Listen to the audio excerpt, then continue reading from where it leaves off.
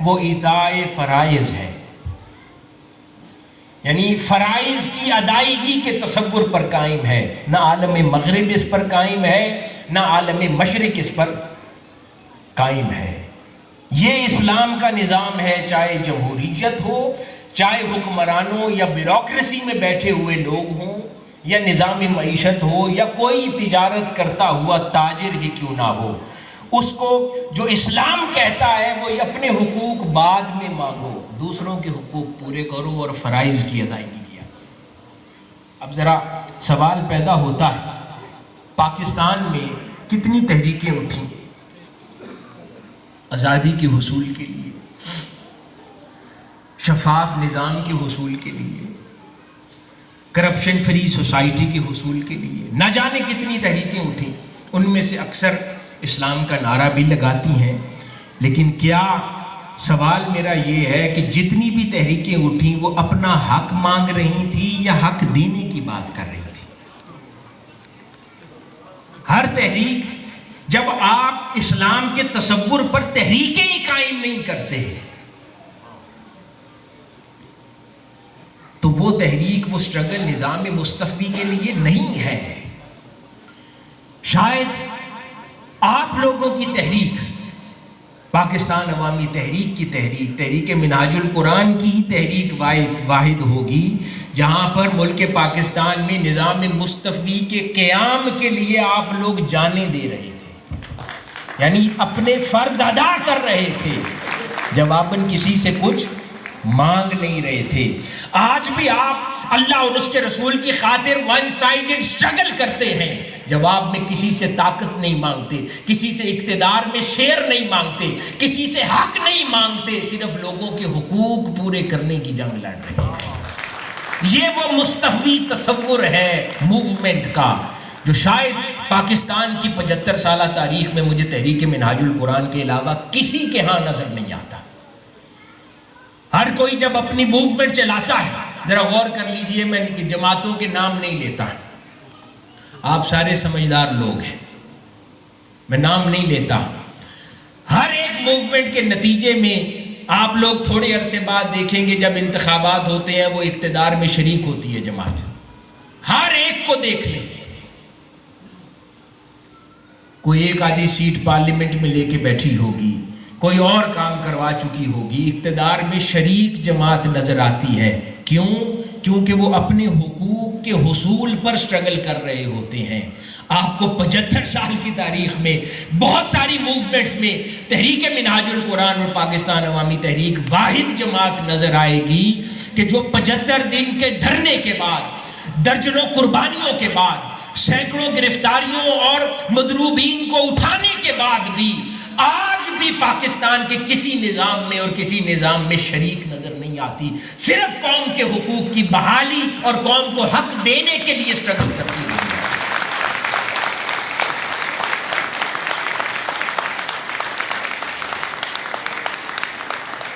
کیونکہ تحریک منہاج القرآن واحد جماعت ہے جو حقوق کے حصول پر اس کی بنیاد نہیں رکھی گئی، ایتائے فرائض پر اس کی بنیاد رکھی گئی ہے۔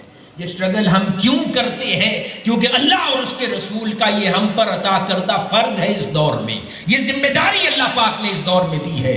اس لیے نہیں کہ کسی بھی سٹرگل کے نتیجے میں ہم کوئی منزل دیکھتے ہیں، شاید منزل کوسوں دور ہو، ہم یہ سٹرگل اس لیے کرتے ہیں کہ اس دور میں اللہ پاک کا قرآن میں حکم ہے کہ تم میں سے ایک جماعت ایسی ہونی چاہیے جو دوسروں کے لیے جیا کرے، تم میں سے ایک جماعت ایسی ہونی چاہیے جو لوگوں کو حق کی تلقین کرے اور برائی سے روکے۔ وہ اس دور میں تحریک منہاج القرآن ہے، وہ اس دور میں پاکستان عوامی تحریک ہے، وہ اس دور میں منہاج القرآن یوتھ لیگ ہے، مصطفی اسٹوڈنٹ موومنٹ ہے، منہاج القرآن ویمن لیگ ہے۔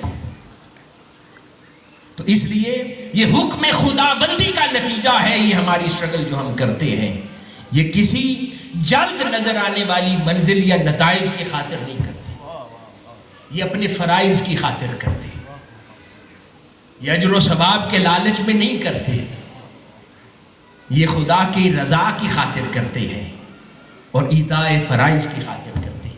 یہ کانسیپٹ سمجھ آیا میرے بھائیوں کو یا نہیں؟ یہ جو سٹرگل کر رہے ہیں یہ اپنی ڈیوٹی بجا لاتے ہیں. کیا کرتے ہیں؟ اپنی ڈیوٹی بجا لاتے ہیں. یہ حکم ہے خدا کا. جیسے ہم دینی عبادات میں کہتے ہیں نا کہ اگر نگاہ اجر و ثواب پہ رہے تو قربت نہیں ملتی، ایسا ہی ہے نا. جنت ملتی ہے، قربت نہیں ملتی اگر نگاہ اجر و ثواب میں اٹکی رہے. اس طرح جب سٹرگل کرتے ہو، نگاہ منزل میں اٹکی رہے تو قربت نہیں ملتی. تو منزل اجر و ثواب کی مانند ہے. جب اللہ پاک کو منظور ہو وہ منزل عطا کر دے، قوموں کی تقدیر پلے، وہ مالک ہے، اس کا حق ہے فیصلہ کرنا. ہم محتاج ہیں، اس کے فرائض ہیں عطا کردہ، اس کے حکم پر ڈیوٹی بجا لانے والے لوگ ہیں. اس دور میں اللہ پاک نے اس ڈیوٹی کے لیے ہمیں چنا ہے. آپ کے وجود سے اس دور میں حق زندہ ہے، آپ کے وجود سے اس دور میں ایمانداری زندہ ہے، آپ کے وجود سے اس دور میں حقانیت زندہ ہے، آپ کے وجود سے اس دور میں حیا زندہ ہے، آپ کے وجود سے اس دور میں سچائی زندہ ہے. نہیں تو سچائی کہیں بک گئی ہے، حیا کہیں چلا گیا ہے، نگاہوں میں حیا نہیں ہے، کلام میں صداقت باقی نہیں ہے، امانت دیانت باقی نہیں ہے، ہر کوئی پیکر خیانت بن گیا ہے. اس دور میں یہ اچھی اقدار آپ کے وجود سے زندہ ہے. تو اس لیے جب ہم ان اچھی اقدار کا پرچار کرتے ہیں، ان کے فروغ میں مصروف رہتے ہیں، تو جان لیا کریں کسی حتمی جلد ملنے والے نتیجے کے پیچھے نہیں دوڑتے. ہم اس پر خوش ہیں کہ اس دور میں اللہ پاک نے ہمیں چنا ہے حق کی نمائندگی کے لیے. خوش ہیں یا نہیں ہیں؟ ارب ہا لوگوں کے اندر اللہ پاک نے حق کی نمائندگی کے لیے چنا ہے اس دور میں، آپ نوجوانوں کو، مرد و زن کو. تو حاضرین گرامی، یہ 4 وجوہات میں نے عرض کی کہ جو بنیادی نتیجہ ہے جس کے نتیجے میں پاکستان کے اندر نظام مستفوی کا حقیقی قیام ممکن نہیں ہو سکا. اور جب تک انہی 4 عوامل پر ہم صحیح طریقے سے کام نہیں کریں گے اور توجہ نہیں دیں گے، نظام مستفوی کا قیام آگے بھی ممکن نہ ہو پائے گا. یہ ایسے ہی ہے کہ جیسے پچھلے کچھ عرصہ میں ریاست مدینہ کا نعرہ لگا، کیا آپ کے شہروں کی بیوروکریسی مستفوی نظام پر ٹرینڈ ہے یا تھی؟ ان میں شعور تھا؟ وہ کرپشن فری تھی یا وہ اطاعت فرائض پر قائم تھی؟ یا وہ سرکار سے پیسے کام نہ کرنے کے لیتی تھی اور کام کرنے کی رشوت لیتی تھی؟ یعنی گورنمنٹ سے تنخواہ کام نہ کرنے کے اور رشوت کام کرنے کی. تو اس تصور پر آپ کے ذمہ داران قائم تھے یا اس کے برعکس؟ تو جب افراد معاشرہ مستفی نظام کے لیے تیار ہی نہ ہوں اور وہ تیاری پہلے سے نہ ہوئی ہو اور اس نظام کو سنبھالنے اور چلانے کے لیے افراد معاشرہ ہی تیار نہ ہوں، تو وہ نظام پریس کانفرنس سے چلنا ہے؟ وہ کس نے نظام چلانا ہے؟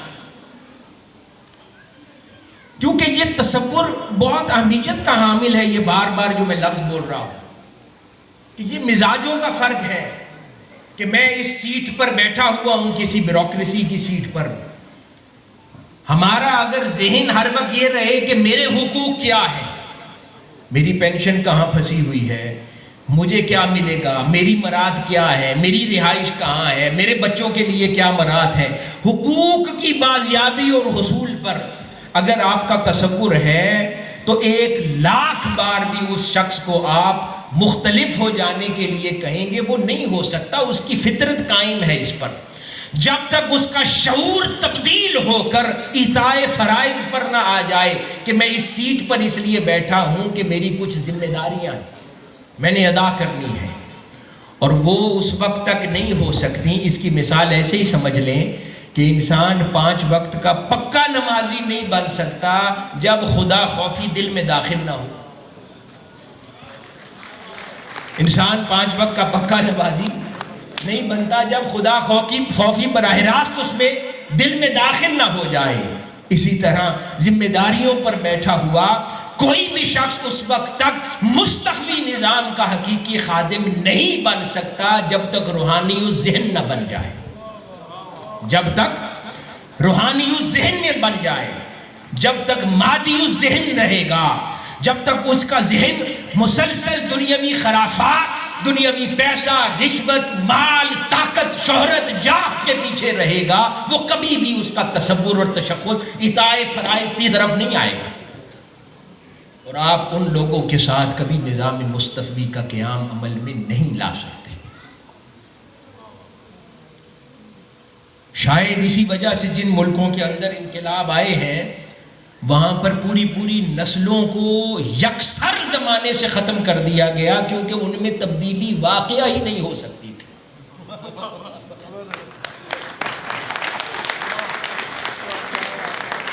اور نئی نسل پیدا کی گئی.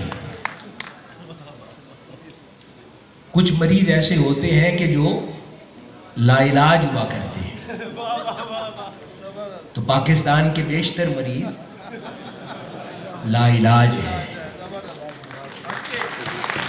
اس لیے حاضرین گرامی، یہ تصور جب تک معاشرے کی چلانے والوں کی تیاری نہ ہو، یا یوں کہہ لیں، اس موضوع پر میں نے اسلام آباد میں بھی پچھلے دنوں بات کی تھی، جب تک وہ مستفوی معاشرہ وجود میں نہ آئے تو نظام مستفوی کا وجود محال ہوتا ہے. یہاں پر شیخ الاسلام پروفیسر ڈاکٹر محمد طاہر القادری کی وہ عظیم کنٹریبیوشن سامنے آتی ہے کہ آپ نے سپرفیشل اور آرٹیفیشل نعروں پر اپنی سٹرگلز کی بنیاد نہیں رکھی. آپ نے 42 ایئرز کے اندر جب سے منہاج القرآن کی بنیاد رکھی، اور اس سے 10 سال پہلے جب آپ نے محاذ حریت کی بنیاد رکھی، یعنی تحریک منہاج القرآن، اور اپنی سٹرگل کا آغاز بھی یوتھ فورم سے فرمایا، جیسے آپ لوگ بیٹھے، جس کا انہوں نے نام محاذ حریت رکھا 1970 میں. تو 52 ایئرز کی سٹرگل، نصف صدی آپ نے مستفوی معاشرے کے قیام پر محنت کی ہے. انہوں نے قوم کی تربیت کی ہے. آپ میں سے کتنے نوجوان تھے اس وقت، شاید اسکول اور کالجز میں جاتے تھے، آپ لوگوں کی اخلاقی تربیت کی ہے، آپ لوگوں کی روحانی تربیت کی ہے. آج آپ اپنے 60 اور 70 سال کی عمر میں بھی وہ تربیت کی تاثیر ہے. اسی کو کہتے ہیں روحانی و ذہن بن جانا، کہ آج آپ کوئی بھی کام انجام دیں آپ حرام نہیں کھا سکیں گے، وہ اب آپ کی فطرت میں نہیں ہے. کسی کا قتل نہیں کر سکیں گے، وہ آپ کی فطرت میں نہیں ہے.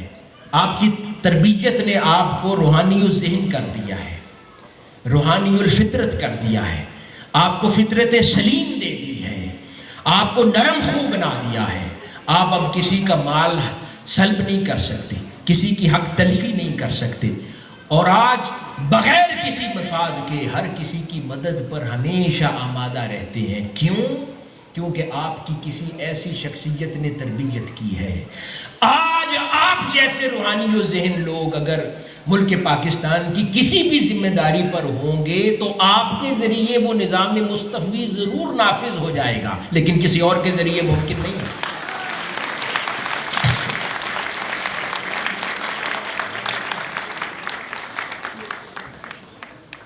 آپ بے حیا شخص سے توقع رکھیں کہ وہ ہمارے گھر میں داخل ہو اور آپ کی خواتین کا حیا بھی رکھے، ایسے پاسبل ہے؟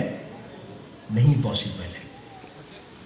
اس طرح کی توقعات بچے رکھا کرتے ہیں. تو ہمیشہ خیر کی توقع وہیں رکھی جاتی ہے جہاں پتہ ہو کہ یہ خیر کے مادے سے شخص نکلا ہے.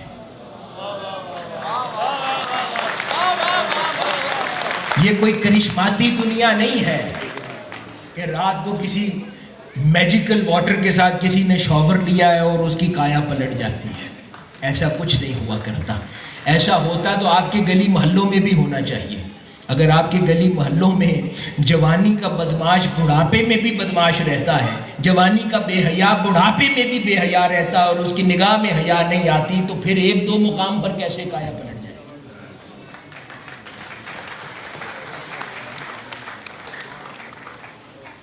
اس وجہ سے ہمیشہ تصور کو ذہن میں رکھنا چاہیے کہ کسی بھی جگہ پر جب آپ خیر کی توقع رکھیں, کسی کو ذمہ داری دیں, تو پھر آپ کو پتہ ہونا چاہیے کہ وہ ذمہ داری, یہ جو پاکستان کے نظام قانون کے اندر یہ قانون کیوں بنایا گیا ہے کہ ایک بار, اور پوری دنیا میں یہ قانون بنایا گیا, کیوں بنایا گیا ہے کہ اگر کسی آدمی پر چوری ثابت ہو جائے, خیانت کسی سے ثابت ہو جائے, یا اخلاقی طور پر کسی سے اس قسم کا عمل ثابت ہو چکا ہو, تو معاف اسے قانون کر دیا جاتا ہے, لیکن پبلک آفس کے لیے اسے منتخب نہیں کیا جاتا. کیوں؟ کیونکہ کئی بار انسان چوری سے جاتا ہے, ہیرا پھیری سے نہیں جاتا, کیونکہ اس کی فطرت سلیم نہیں ہے.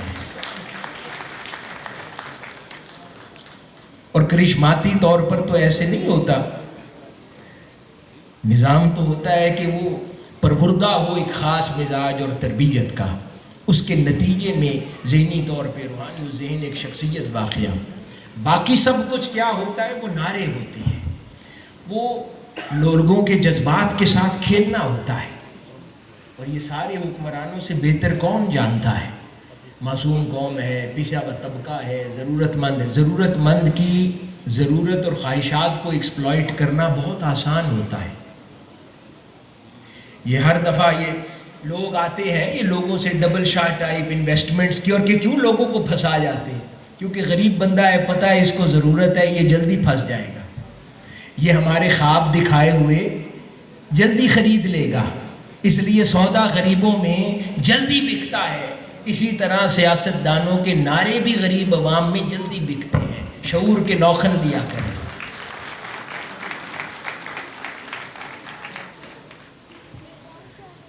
تو حاضرین گرامی, ہم آگے چلتے ہیں. اب یہ سارا نظام, اس کی آغاز نظام تعلیم سے ہوتا ہے. جب کسی معاشرے کی تشکیل ناگزیر ہو تو اس کے نظام تعلیم پر توجہ دی جاتی ہے. آغاز سے ہی, بچپن سے ہی اس پوری قوم اور اس قوم کے بچوں کو ایتائے فرائض پر ان کی توجہ مرکوز کی جاتی ہے. اور اسلام تو سراسر ایتائے فرائض ہے. کبھی والدین کے حقوق پورے کرو, بیوی بچوں کے حقوق پورے کرو, معاشرے کے حقوق پورے کرو, اللہ اور اس کے رسول کے حقوق پورے کرو, حقوق العباد پورے کرو. کل تصور ہی ایتائے فرائض اور حقوق. تو ہم کہاں مغرب کی راہ پر چل پڑے. حق مانگنے کا تصور, یہ تو حق دینے کا تصور تھا, یہاں تک کہ جانیں دے دی جاتی ہیں. تو ہم نے غلط تصور کے اوپر اپنی سٹرگل قائم کی, اور اس کے اوپر ٹیگ لگا دیا نظام مصطفی کا, اس کے اوپر ٹائٹل لکھ دیا اسلامی نظام کا, جو کہ یکسر وہ دو الگ چیزیں ہیں. اندر کتاب میں کچھ اور لکھا ہوا ہے, کتاب کے اوپر لا الہ الا اللہ محمد رسول اللہ لکھا ہوا ہے, اندر کچھ اور لکھا ہوا ہے. اس طرح کبھی ملک ترقی نہیں کرتے. تو نظام تعلیم بنیادی فریضہ سر انجام دیتا ہے. اور اب آپ لوگ گواہی دیں کہ کیا پاکستان کا نظام تعلیم بچے کو آقا علیہ الصلوۃ والسلام کا غلام بناتا ہے؟ کیا اس کے اندر اسلامی فکر پیدا کرتا ہے؟ کیا اس کو ایک غیور شہری بناتا ہے؟ یا اس کے اندر اسلام اور اسلامی اقدار کی محبت پیدا کرتا ہے؟ نہیں کرتا. کیوں؟ کیونکہ ہمارا نظام تعلیم بھی فیل ہو گیا ہے. 75 سال میں ہمارا نظام تعلیم پاکستان کو قوم نہیں بنا سکا, جو کہ اس کو بنانا چاہیے تھا. تو ہمارا نظام تعلیم پاکستان کو قوم نہیں بنا سکا, اور ہمارا مدارس کا نظام علماء کو اور دین پڑھنے والوں کو سچا غلام نبی صلی اللہ علیہ وسلم نہیں بنا سکا. ان میں اخلاق حسنہ پیدا نہیں کر سکا، ان میں آقا علیہ الصلوۃ والسلام کی سیرت طیبہ کے خصائص پیدا نہیں کر سکا۔ کھوکھلا ہے دینی نصاب بھی دنیاوی نصاب بھی، وہ نظام، اور وہ یاس اور مایوسی پیدا کرتا ہے۔ پھر اس کے ارد گرد جتنی کتابیں لکھی گئی ہیں، ذرا ان کتابوں کے سوالات پر غور کریں۔ کبھی ہم نے سوچا ہے کہ ہماری ان کتابوں کو سوال کون دیتا ہے؟ یہ کہاں سے سوال آتے ہیں کہ پاکستان اسلام کی ترقی اور زوال کی داستان لکھیں، ترقی اور زوال کی وجوہات لکھیں؟ اس سے کبھی مسلمان میں امید پیدا ہوگی یا مایوسی پیدا ہوگی؟ جب سوال میں خود زوال لکھ دیا تو اس سے امید تو ختم ہو گئی۔ یہ سوال کہاں سے آتے ہیں؟ ہم نے خود اپنی قوم کو اس طرف، یعنی ان کے ذہن میں خود سوالیہ نشان بنا دیا ہے کہ ہمارا اپنا بچہ آ کر ہم سے یہ نصاب پڑھنے کے بعد پوچھتا رہے کہ آج 21ویں صدی میں اسلام کیسے قابل عمل ہے، اسلامی تعلیمات کیسے قابل عمل ہے، آج سائنسی دور ہے، اس میں مذہب کی کیا ضرورت ہے؟ تو یہ سارے سوال کہاں سے پیدا ہو رہے ہیں؟ یہ اس نظام تعلیم سے پیدا ہو رہے ہیں جو اس نصاب کو پڑھنے والے بچے کو آقا علیہ الصلوۃ والسلام کا غلام نہیں بناتا، اور وہ ہمارے اس ملک کا نصاب ہے جو در حقیقت حضور کی غلامی کے لیے بنا تھا۔ لا الہ الا اللہ محمد رسول اللہ کے نام پر بنا تھا۔ اس ملک کا نصاب یہ ہے،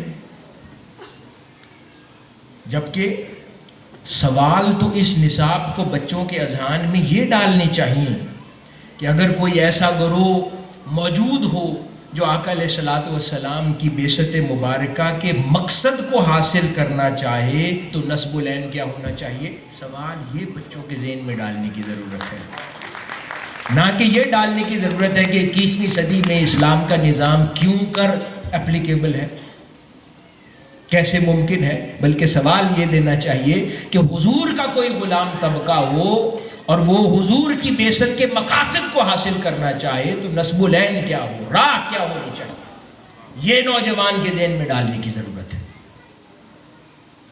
اسی طرح